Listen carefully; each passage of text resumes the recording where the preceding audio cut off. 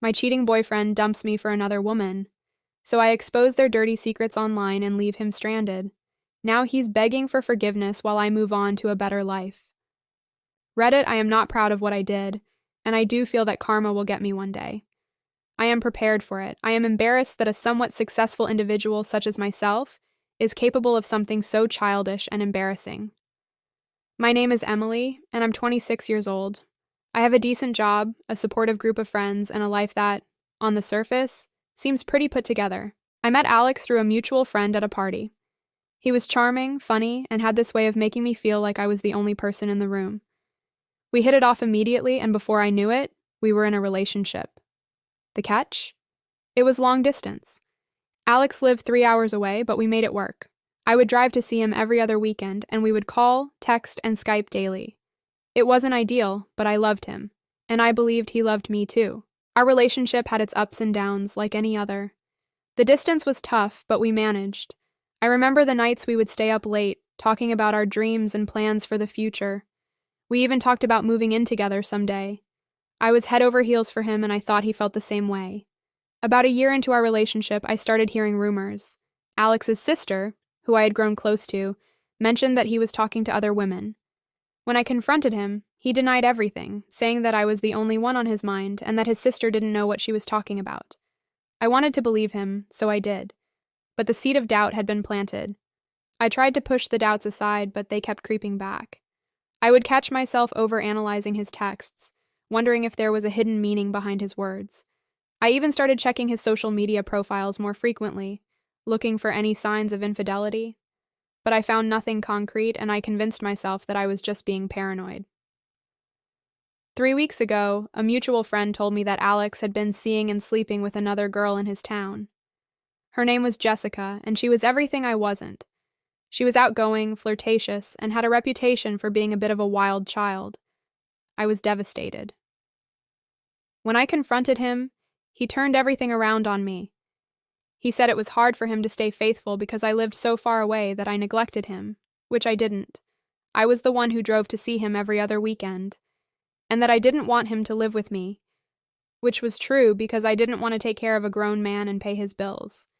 He said he loved me and wanted to make it work, but then he dropped all contact the next day. I was heartbroken.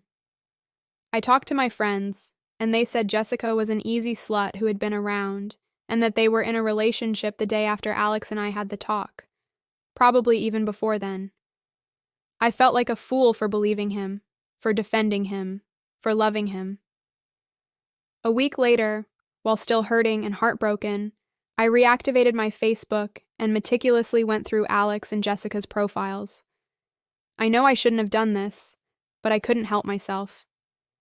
I didn't dwell on their flirty messages, but instead focused on her profile.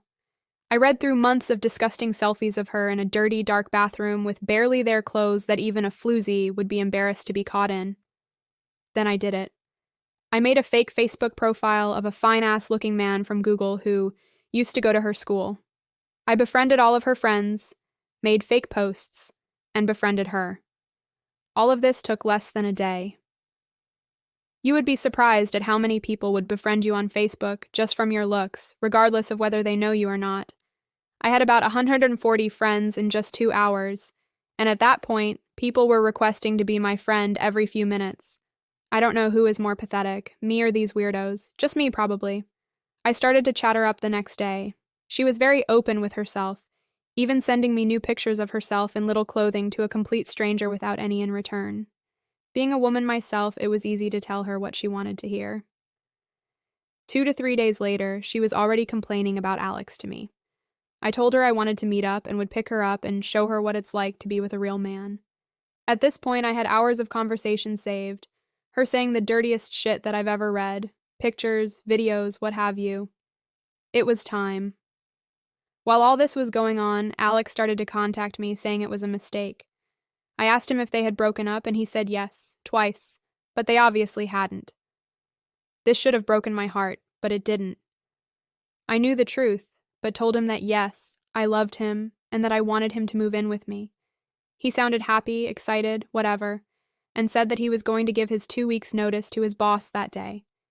He texted me later and told me that he just left them with no notice instead, because fuck 'em. He was going to start packing and would head out with everything later in the week.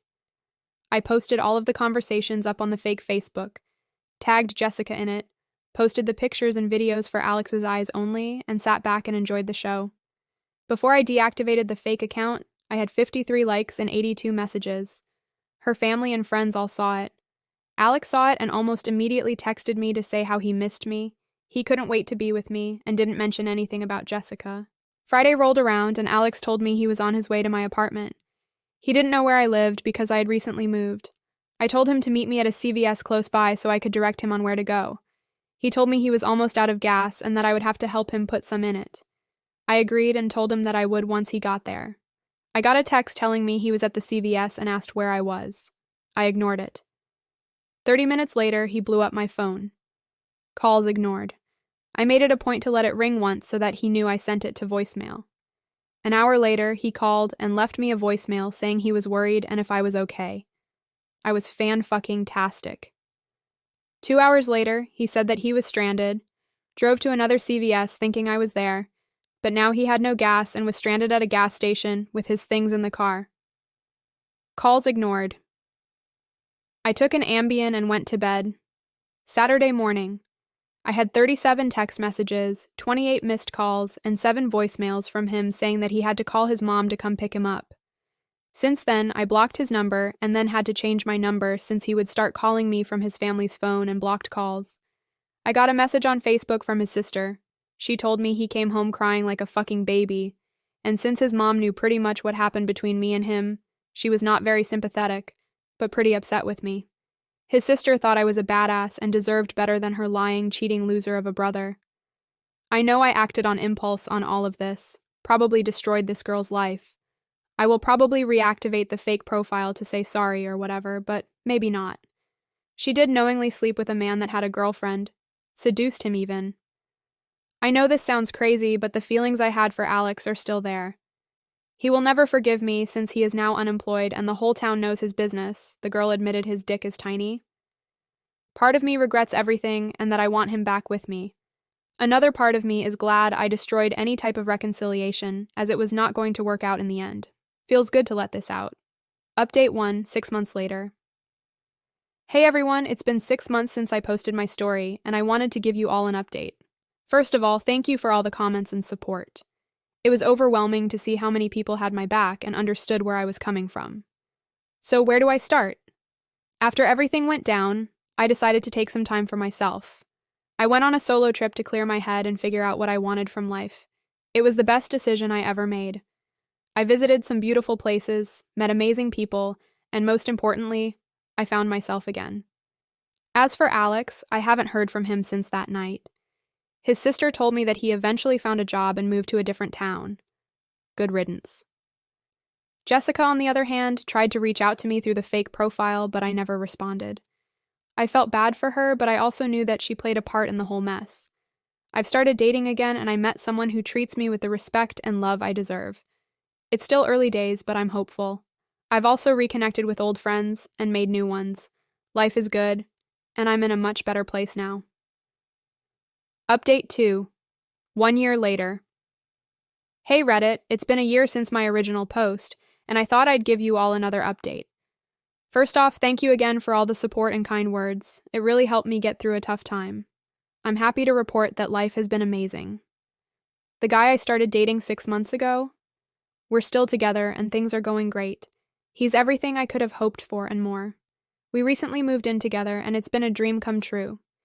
As for Alex, I heard through the grapevine that he's still in the same town working a dead-end job.